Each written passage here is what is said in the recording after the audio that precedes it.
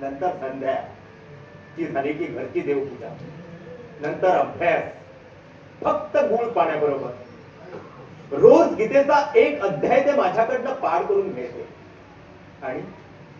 आणि एक दिवस माझा अध्याय पाठ झाला नाही म्हणून त्यांनी मला रात्रभर ठेवलं परसात उपाशी. ही शिस्त, हा कठोरपणा माझा पिंड घडवीत गेला सदानंद. मला कळत न कळत. मी समजू शकतो, तुला वहिनी समजू शकतात. नाही, मला कुणीही समजू शकत नाही, समजून घेऊ शकत नाही. कारण सर्वांच्या दृष्टीनं मी एक सैतान आहे, माणसाचं कातडं पांघरलेला. म्हणून ती सारी जण वाट पाहतायत त्या दिवसाची. मी पाहतोय हे सारं. प्रत्येक जण आपापल्यात दंग. कुणाला खेद नाही, खंत नाही, कुणाच्या डोळ्यात एक अश्रूचा थेंब नाही.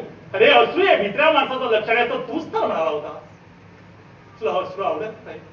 तिना आज कळली तुला खऱ्या अश्रूंची किंमत. अरे आनंद विकत मिळतो बाजारात, पण अश्रू विकत मिळत नाही पैशाने सुद्धा. तो सार वैभव कवडी भाव ठरलाय खऱ्या अश्रू बिंदू समोर. अरे बाजारात मोती विकत मिळतात पण अश्रू मिळत नाही. आता तू किती याचना केल्या तरी तुला अश्रू मिळणार नाही. रे स्वतःच्या मुक्तीबद्दल इतरांनी आनंद मानावा, दुसऱ्याच्या डोळ्याने तुझा थेंब येऊ नये यापेक्षा दुसरा पराभव नाही माणसाचा. तुला पराभव झालाय तुला. स्टॉप इट सदा, स्टॉप इट. तुला संधी होती राहिलेल्या दिवसांचं सोनं करण्यात.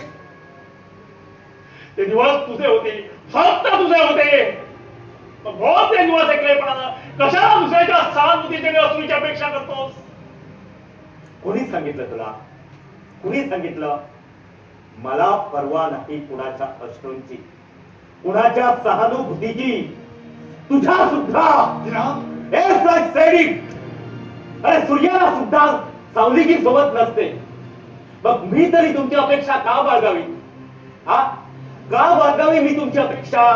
अरे सांग घरातल्या सगळ्यांना सांग की हसा, आनंदाने हसा म्हणावं. एक सूर्य अस्ताला जात आहे, हसून घ्या म्हणावं. अरे माध्यानीच्या सूर्याकडे पाहायची तुमची हिंमतच नव्हती ना. आता अस्ताला जाणाऱ्या सूर्याकडे तरी पाहून घ्या म्हणावं.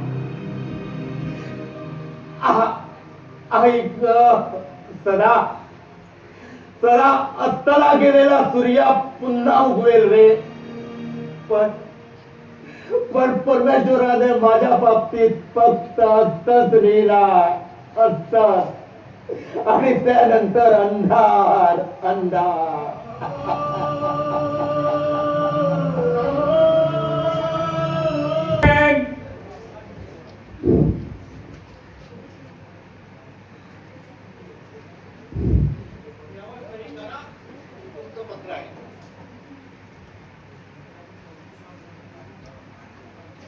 माझंच पत्र.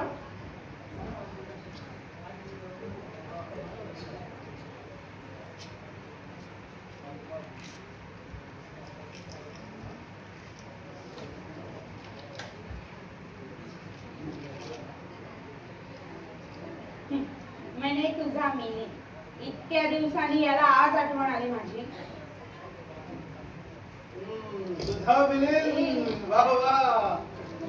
नितीन, दुसऱ्यांची पत्र अशी चोरून वाचून एवढेही कळत नाही आणि म्हणे कायद्याचा अभ्यास करतो. अगं हे पत्र दुसऱ्याचं नाही, आमच्या भावी ब्रदर-इन-लॉ डॉक्टर मिलिंदचं आहे. तेव्हा हे पत्र वाचणं कायद्यात बसतं. बरं. अगं रागावतेस कशाला?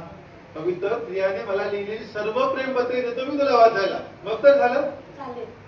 बरं मला सांग, काय म्हणतायत सरहद्दीवरील आमचे वीर मिलिंद? अरे नितीन, त्याची बदली झाली पुन्हा मुंबईत. काय सांगतेस? हो. दुनिया गोल आहे म्हणतात, हेच खरं आहे. मग केव्हा येतो मुंबईत? आज आत्ताच्या प्लेननं. म्हणजे तू जाणार असशील त्याला रिसीव्ह करायला? अर्थात.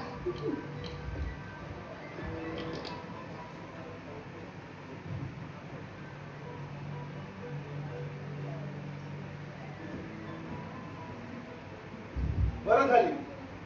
तू आता चालीस ते नितीन लवकर त्याला चाललो होतो.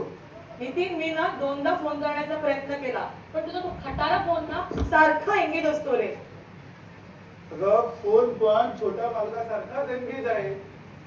अगं सकाळपासून फोनची लाईन बिघडली. नितीन मला ना खूप टेन्शन आलं होतं रे. काय सुचलं नाही काय करायचं. तुझी फार आठवण येत होती आणि तुला भेटायला आले.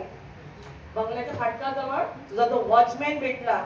तुझे बाबा नाही याची पूर्णपणे खात्री करून घेतली आणि नंतरच तुला भेटायला आले. पण एवढं महत्वाचं काम तरी काय काढलंस? तसं काम महत्वाचं होतं रे नितीन. आज संध्याकाळच्या गाडीने चालले मी काकांबरोबर. कशाला?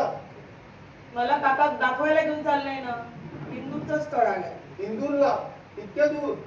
काय रे नितीन मी एवढी टेन्शन मध्ये आहे आणि तुला मस्करी सुचते का? जा मी तुझ्याशी बोलतच नाहीये. अगं तू जा इंदूरला. ते स्थळ पहा. आणखी बरीच प्रेक्षणीय स्थळं आहेत इंदूरला. शिशमहल, राजमहल. ए नितीन प्लीज अगं मी सिरियसलीच बोलतोय. आपण जातो की नाही ट्रिपला तेव्हा बघतोच प्रेक्षणीय स्थळ. तसंच हे स्थळ पहा आणि परत ये. म्हणजे पसंत पडलं की लग्न करून मोकळी हो हेच ना. अगं स्थळ पाहणं आणि ऍक्च्युअल लग्न करणं त्यामध्ये बराच काळ व्यतीत होत असतो. तोपर्यंत काहीतरी मार्गाने गेला. वा म्हणजे मला आत्महत्याशिवाय आणि पर्यायच उरणार नाही नाही का? जीव जीवाला द्यायचा असतो, मातीला नाही. हे खांडेकरांचं वाक्य विसरली? बरं खरं म्हणजे मला तुला एक गोष्ट सांगायची नव्हती पण आता सांगतो. काय? मी नोकरीसाठी अर्ज केलाय. बरं जशी नोकरी मिळाली की आपण थेट हनीमूनला. ईश्या हनीमून आणि लग्न कधी? लग्न करूनच ग. आणि तुझे बाबा? लग्नात भटजी आणि नवरा नवरी असायला हवे. बाबा असायलाच हवे तसं काही नाही. हे नितीन मला ना खूप खूप वाटतं रे की आपल्या दोघांच्या लग्नात ना आई बाबा असायला पाहिजे आशीर्वाद द्यायला. मग तुला एक काम कर. काय काय? तू इंदूरला जा आणि ते स्थळ नक्की करून ये. ते का रे? कारण बाबांचा आमच्या दोघांच्याही लग्नाला विरोध आहे. कळलं? हो कळलं. मग ठरलंच आहे. काय? तू स्थळ पाहायचीस, मी नोकरी. पण हे ते इंदूरचं स्थळ खरंच चांगलं असलं तर म्हणजे माझ्यापेक्षा ग. एक शायरी तेरे नाम अर्ज किया है, रोशनी चांद से होती है सितारों से नहीं. रोशनी चांद से होती है सितारों से नहीं, मोहब्बत एक से होती है हजारों से नहीं. वा वा वा वा वा वा.